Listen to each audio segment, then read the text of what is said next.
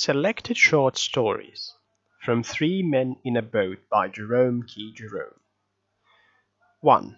It's a most extraordinary thing, but I never read an advertisement for a new medicine without coming to the belief that I am suffering from the disease that the medicine will cure. One day I was not feeling very well. I had been reading about a medicine for stomach trouble, so I went to the British Museum to read up what I should do for myself. I got down a medical book and read all I had come to read about stomach trouble. And then I started reading about all the other diseases in the book. I went very thoroughly through the 26 letters of the alphabet and realized that I had got all the diseases described. The only one I had not got was housemaid's knee. I sat and thought. I thought what an interesting case I must be from a medical point of view. If medical students had me, it would no longer be necessary to work the hospitals. I was a hospital myself. All they need do would be to talk around me, and after that take the diploma.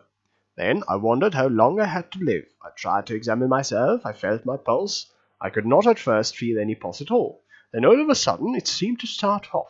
I pulled out my watch to see what it was.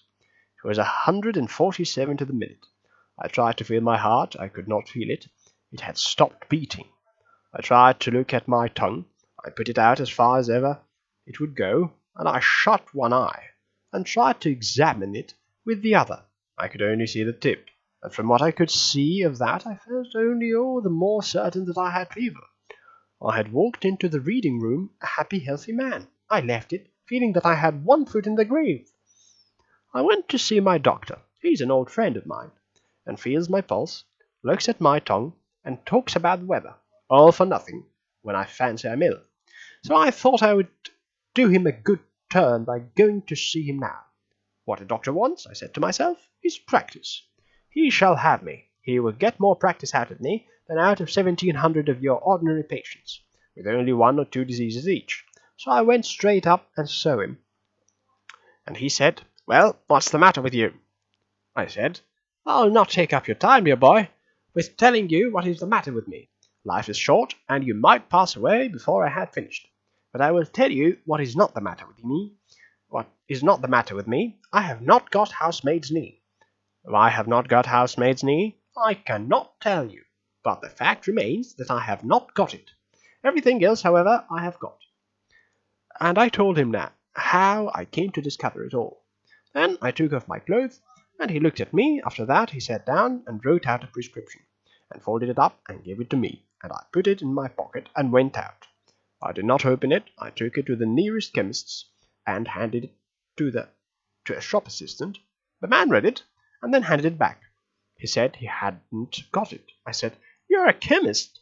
He said, "I am a chemist. If I was a big store and family hotel combined, I might be able to help you.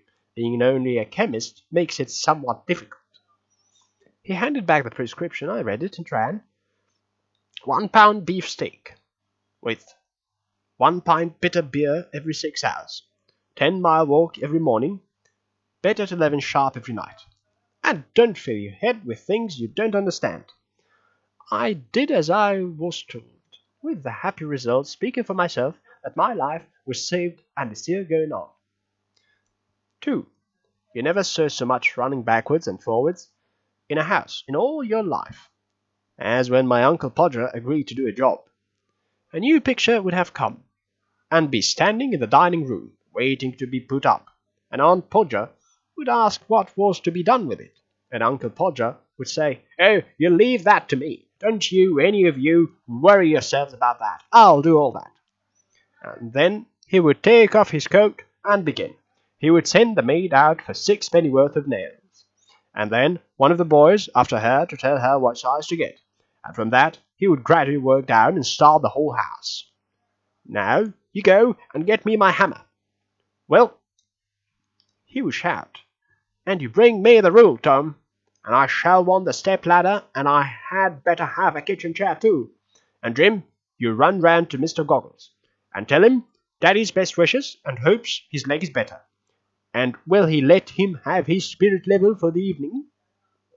And don't you go, Maria, because I shall want somebody to hold the light. And when the maid comes back, she must go out again, for a bit of picture cord, and Tom, where's Tom? Tom, you come here. I shall want you to hand me up the picture. And then he would lift up the picture and drop it, and it would come out of the frame, and he would try to save the glass and cut himself, and then he would jump around the room looking for his handkerchief.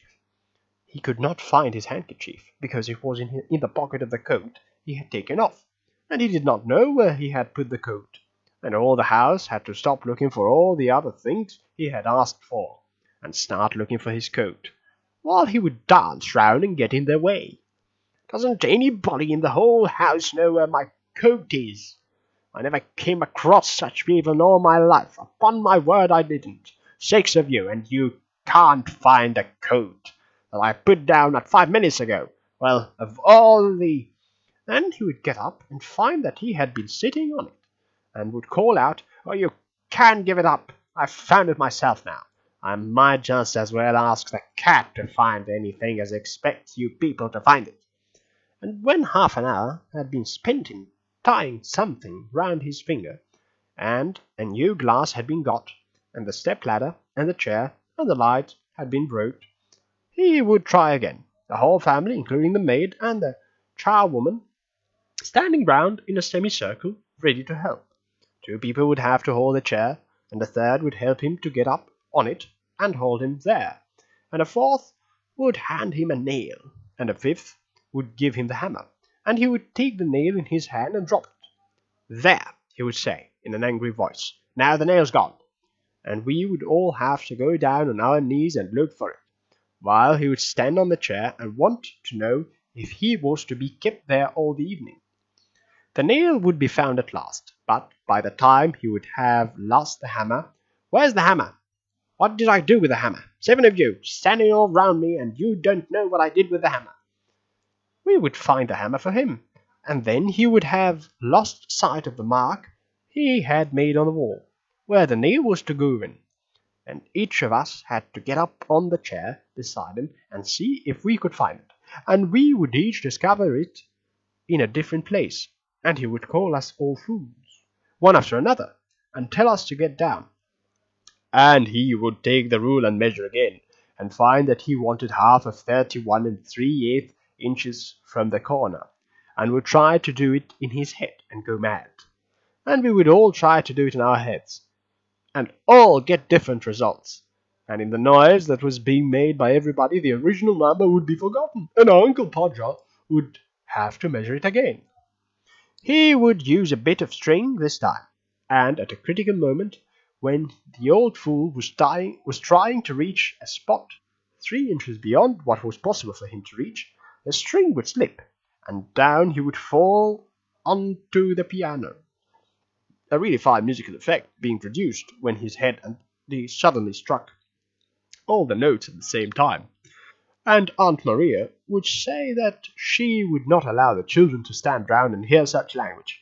At last Uncle Podger would find the spot again, and put the point of the nail on it with his left hand, and take the hammer in his right hand, and at the first attempt he would strike his thumb and drop the hammer with a loud cry on somebody's toes.